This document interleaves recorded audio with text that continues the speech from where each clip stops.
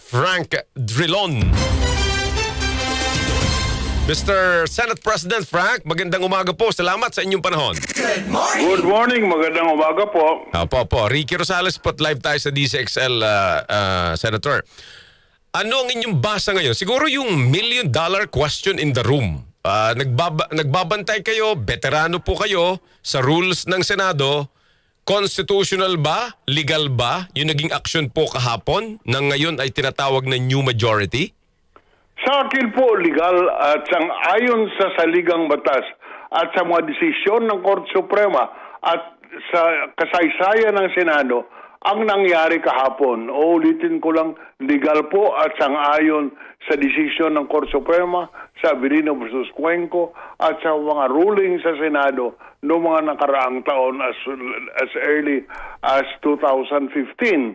But having said that, ngunit hindi ibig sabihin, hindi na pwedeng kong questionin nila Alan Peter sa Korte Suprema yan. Opo. Dadalhin po nila sa Korte Suprema yan. Ngunit hanggang hindi binabaliktad ng Korte Suprema ang nangyari kahapon, yan po ay legal at dapat sundin. Ayun. Hindi naman po pwedeng sasabihin natin, ay illegal yan, kaya huwag nating sundin. Kasi pag ganun ang ating pag-iisip, baka kagulo tayo dito sa ating bansa. That's right. So kung ganon, yung pong estado natin ngayon really ay bakante po ang Senate President. Tama, no, Senator Frank? Tama po yan, bakante. Alright. Ngayon, ito pong halimbawa, i-look forward ko lang kasi yung mangyayari daw humamaya, parang gustong ituloy ng dating majority, ngayon ay minority na, yung pong pagdinig sa flood control anomaly. Paano ito ang magiging senaryo? Kasi I think as of now, nag-uusap tayo, iwan ko lang kung may latest, pero ang pagkakaalam ko, itutuloy ho nila ito. So, paanong senaryo nito, Senator? Nangyari na rin yan noon nung panahon ko. Okay. Dahilan sa nagkaroon ng tinatawag nating na sesyon na kung saan hinalal ang dating si Senator Blas Ople. Opo. Sinabing siya ang aming ilalal. Mayroong isang grupo ng mga senador na tinanggal ako at inelect si Blas Ople. Ang nangyari po, inutusan ko yung mga administrative staff, ang secretariat, huwag niyong i-record yung nangyari. Ang mangyayari doon sa session presided by Blas Ople. Kaya po, ang nangyari, walang record ng kung anumang proceedings ang nangyari noon. Kaya po, sa record ng kasaysayan ng Senado, walang nangyari na may sesyon na si Blas Ople ang Pangulo ng Senado noong panahon na yon. Kahit dahil pinagbawalan ko.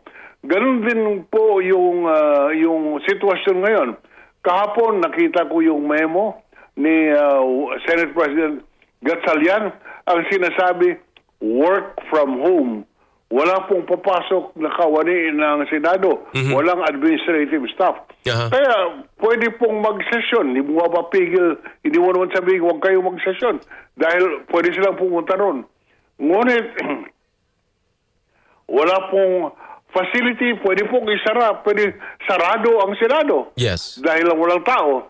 So, yan po ang reality niyan na pwedeng sagot doon sa mga balak na magkaroon ng sesyon or na meeting ang Blue Ribbon. And do you think kung gagawin po nila yan, so they are violating the rules and the Constitution?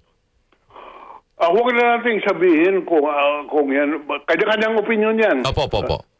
Sa inyo po? Ang maliwanag, wala pong record ng committee hearing ngayon. Oo. Kasi parang, Senator Frank, parang they can go there kasi senador naman sila ng Pilipinas. Opo. Oo. Wala lang siyang record. So, sa mga pero hindi po, senador man sila ng Pilipinas, kaya pwede po sila mag-meeting. That's right. Ngunit, hindi po official meeting ng Senado at or ng committee ng Senado. That's right. right. Hindi kinakilala ng mayoriya. Opo. Para lang po sa mga nakikinig sa atin na hindi familiar, nanonood, so ano po ba ang halaga na walang record kung sakaling gawin nila ito?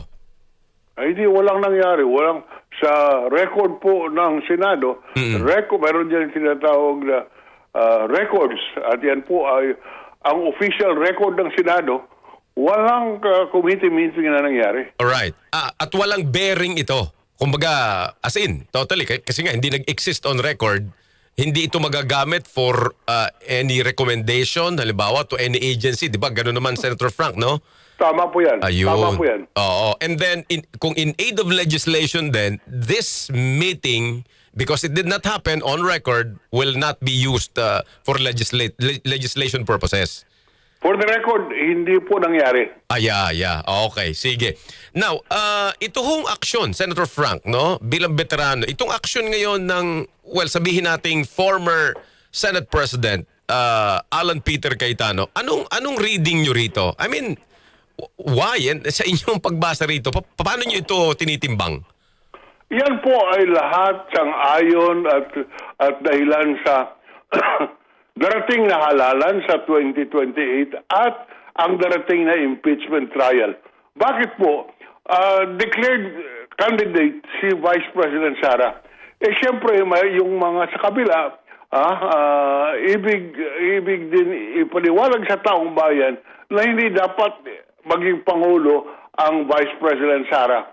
Kaya po magkaroon ng ilalabas po yung mga issue laban kay Vice President Sara sa pamamagitan ng impeachment trial, iharap yung ebidensya at ipaliwanag noong mga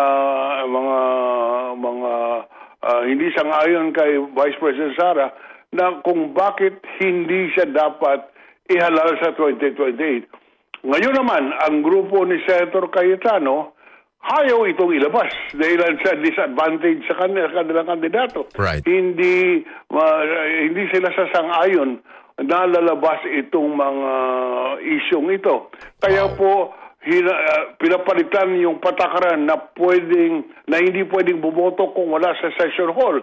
Ang sabi nila pwedeng electronic voting para po makaboto si Senator Bato de la Rosa na kilalang taga-suporta ng mga Duterte at buboto ko siya para hindi ilabas itong mga dokumento sa trial. So yan po lahat related sa 2028 at related sa impeachment trial. Wow, very straight to the point, Senator Frank. Kasi yun din nga yung gusto kong itanong. So these actions, events are all politics-driven.